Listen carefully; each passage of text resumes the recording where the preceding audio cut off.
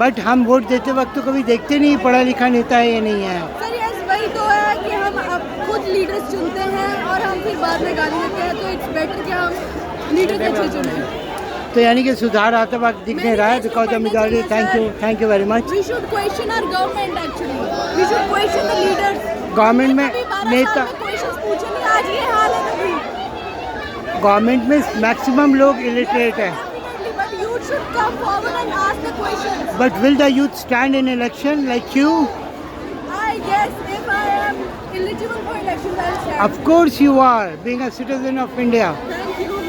अब अगर young generation की सोच ये है कि अपने आप को कम समझ रही है, तो कैन इमेजिन के फ्यूचर हमारा क्या होने वाला है। हम आप लोगों को पोल्यूशन दे के जा रहे हैं। हम आप लोगों को we are giving you not a good India.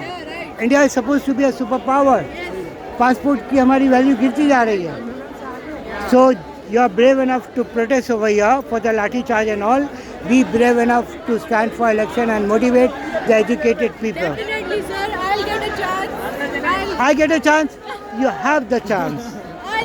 I came from the hospital. I agree. I came from the hospital. यार चलो मर रहे हैं तो वही मर जाएंगे। और हालत अच्छी हो गई यहाँ आके। Thank you all for this. Thank you, sir. Thank you all for this which you are giving free service. Thanks a lot. बहुत बहुत धन्यवाद करता हूँ आंटी का कि आंटी ने इस उम्र में भी हम लोग जवानों के साथ खड़े रहने का एक संकल्प लिया। बहुत बहुत धन्यवाद आंटी। अगर भगदड़ मचती है तो आप कैसे भागोगे? मैं तो डर गया था। कोई बात नहीं, अपना जैसे बने वैसे भागेंगे और मर भी जाएंगे तो शहीद हो जाएंगे। क्या तो होगा? शहीद होने के लिए क्या ये देश में जो उपद्रव चल रहा है with the illiterate ministers and all, पता नहीं चल रहा है, ये बच्चों की शिक्षा की बात है। ये मोदी जो है अगर मान जाता तो ये कुछ होता नहीं, पर ये मोदी नहीं चाहता ये बच्चे आगे बढ़े। आपको लगता है मोदी जी पढ़े लिखे हैं? अनपढ़ है। तो फिर आप उम्मीद कर रहे हैं उनसे कि शिक्षा प्रणाली उम्मीद का बदल ये देंगे? तो आके लेना पड़ेगा, छीनना पड़ेगा। Exactly that is the problem we all are देने वाले फेसिंग। नहीं है। वी ऑल आर इंसानियत से फेसिंग देने वाले एंड नहीं है, सीनियर छीनना अभी पड़ेगा। 2 बार भगदड़ मच चुका है और मुझे पता नहीं कैसे दौड़ेंगे। कोई बात नहीं, देखो आए हैं तो कुछ हम तो हैं करना है। हमारी आंटी जब हमारे साथ है तो हम भी अपनी आंटी के साथ है। हम इन्हें कंधे पर बिठा के अपने चाहे किसी भी मैं तरीके से अकेला हो निकालेंगे गया इनको। था। I came from the hospital 2 days नहीं, आप बैक। अकेले नहीं हैं, बिल्कुल भी अकेले नहीं हैं। हम आपके साथ हैं और हम सभी भाइयों के सभी बहनों के साथ हैं। इंशाल्लाह। हम किसी को छोड़कर नहीं जाएंगे। अच्छा एक क्वेश्चन और कि प्रॉब्लम बहुत सारा है देश में। सबसे पहले गंदगी में आपको कोई प्रॉब्लम तो नहीं है? नहीं, अभी तो मैं सही हूँ। Thanks a lot, thank you. आप अकेले नहीं हैं। आप अपने आप को कॉकरोच कहते हैं या भारतीय नागरिक?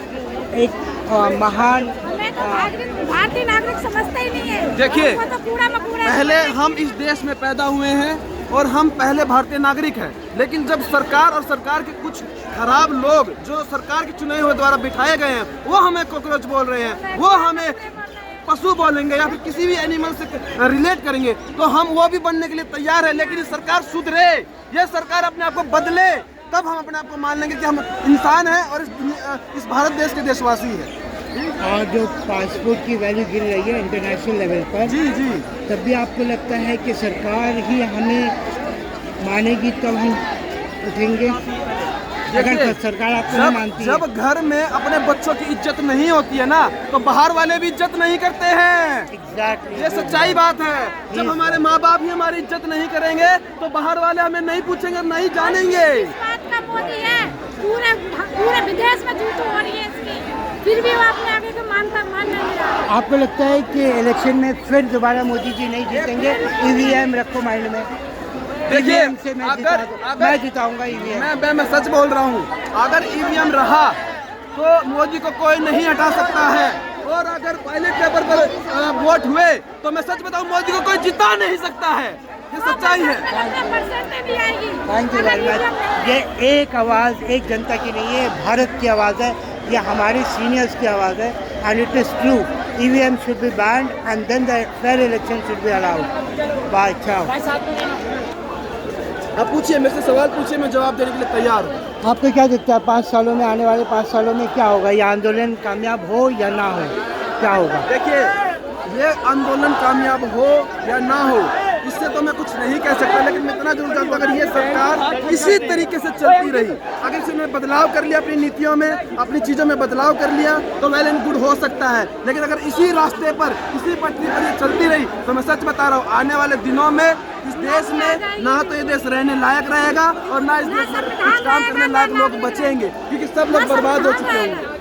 This guy is from Haryana and he's got very great logics. I salute him. आप वांछुकों किस हद तक आप चाहेंगे कि कोई मिनिस्टर बने, एजुकेशन मिनिस्टर? बिल्कुल, जो इस देश के लिए संघर्ष कर रहा है, चाहे वो हमारा भाई, हमारी बात तो ये है कि कलम सोनम वांछुक शिक्षक बने, जो इस आप शिक्षा पढ़े को लिखे लोग हों, ji education minister, ji do you feel it should be, मतलब पढ़े लिखे लोग ही मिनिस्टर बने, एजुकेशन मैं मिनिस्टर? सिर्फ मिनिस्टर की बात नहीं, मैं कहता हूँ कि अगर एक चौकीदार भी है, कोई नौकरी पे लग रहा है, वो भी पढ़ा लिखा होना चाहिए। हाँ, इस बात से मैं